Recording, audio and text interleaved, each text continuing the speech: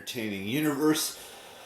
I finished watching Westworld last night, and I'm going to dive into each season. And it may sound a little weird. I'm not going to read from my phone like I did when I did the movie review. So, here's how I break it down. Season 1 was kind of like a Western style season where they did everything in the desert, basically, or something along those lines, like a Western type film. But it wasn't a Western film, it was a Western TV show. And you got to get introduced to a bunch of different characters. You got introduced to Dr. Robert Ford, you got introduced to Dolores Abernathy, her father, I can't remember his name exactly, it's not coming to me right now. You got Bernard Lowe, you had Ashley Stubbs. You got introduced to a bunch of characters in season 1, and I'm not just talking about, and then you got Maeve, Malay, and a whole bunch of other characters that you got introduced to in season 1. Now, season 2 was kind of pushing away from what season 1 did, which was the Western feel to it. It was becoming more of an industrial type season, where everything was based outside of the park. So basically this is what season 1 was all about. It was about introducing you to the characters and, and showing you what each character is capable of doing. And season 2, you got a more in-depth look at the outside world, at the world that's completely different from what was inside the park, because the hosts, so to speak, wanted to be more human in season 2 compared to season 1, which they were just hosts. And then you got to see a few different actual humans in season 1, like William or the Man in Black, however you want to interpret it. And in season 2, you go away from the park, basically. Not like fully away from the park, but you're moving away from that, that style of stuff from the Western to a little differently in that, where you see the hosts start to take over the park. And then from the park they want to take that out into the real world, into the human world, so to speak. And in season 3, which I just finished, which was only 8 episodes long, it became more futuristic. It became where I don't know what you want to. It was just it just seemed odd how they transitioned from one thing to the next, to the next, to the next. You wanted to see the hosts succeed in doing whatever they needed to do to make the real world better than it was or had been. Now, I don't know if there's going to be a season 4. If there is, I want to watch it.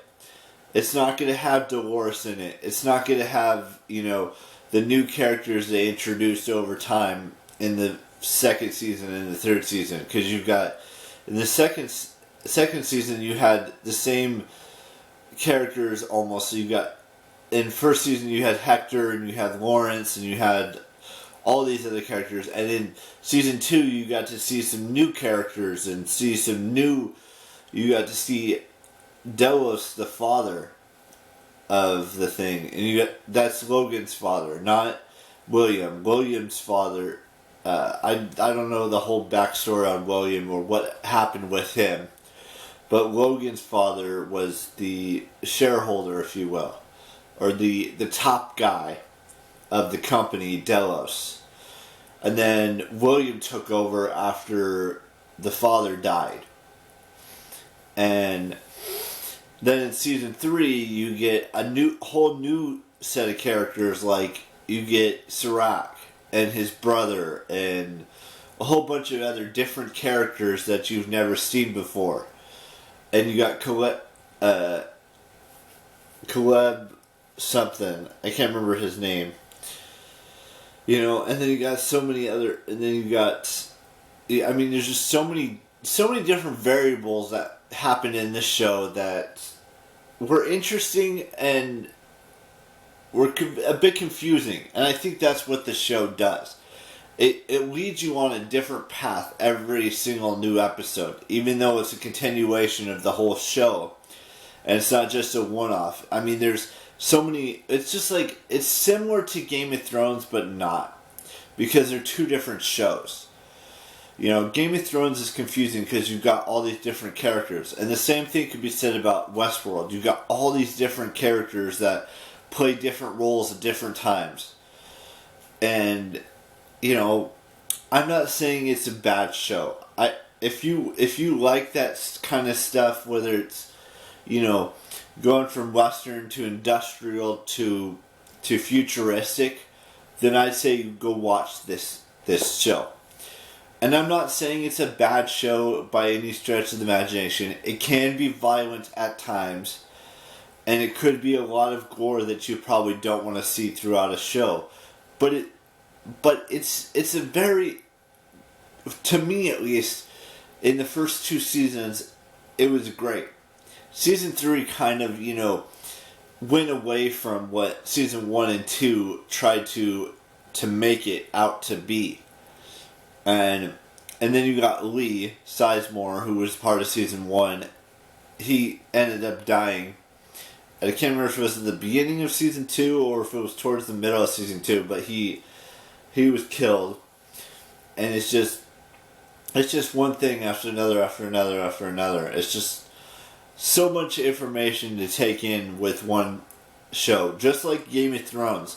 There was so much information that was given to you in each and every single episode. Even in the books, it could be construed as confusing. Now, my favorite, like I've said this before, my favorite and then we got Clementine, which, you know, she's amazing and everything. But there's a few characters that I really like throughout the show. I mean, don't get me wrong, Anthony Hopkins' character, Dr. Robert Ford, who created the park with his partner Arnold in season 1, or before season 1, he did a great job. He's an honorable mention, but he's not on this list. I mean, I liked Dolores Abernathy. I liked Maeve. I liked, you know, when Charlotte Hale came into the picture in season 2, you know, or towards the end of season 1 and into season 2. You know, you got Bernard Lowe, a.k.a. Arnold. You know, I mean, there's just so many great characters, and Clementine's a great character too. And you just got so many characters that have come through in all of the seasons that have done an amazing job at acting in each and every single episode or each and every single season they've had. And if they do, like I said before, I hope they have a season 4, because I really want to see what happens with, you know, Maeve and with Caleb and with Bernard Lowe or aka Arnold, and he's a host, by the way. Maeve's a host, Bernard's a host, you know, you got Charlotte, who's a host. Now you've got William, or the Man in Black, who's a host. I mean, he's the real human being, but, you know, there's just so many questions that at the end of season 3 that need to be answered, and who knows if they're going to be answered this year or if it's going to happen next year or when. But I'm looking forward to season 4. So overall, I'm going to give season 1. I'm going to say that's the best season. So I'm going to give that a B+. A B+. Season 2, I'm going to give a C+. Season 3, I'm going to give maybe a C- to a D+. Because it just wasn't there for me for season 3. It just got more and more and more confusing as season 3 went on. And I don't know how else to explain it. That's just how I felt. Every other person's going to have a different opinion on Westworld if you've seen it already or if you haven't seen it. I was just very confused at the ending. Because they left it kind of like an opening where there could be another season, but we don't know when that season's going to happen. Because of what happened with the pandemic and all that stuff. And I really liked it. I'm not going to lie. I really liked watching Westworld. At least for the first 2 seasons. Season 3 just kind of went away from what we know about the world of West, basically.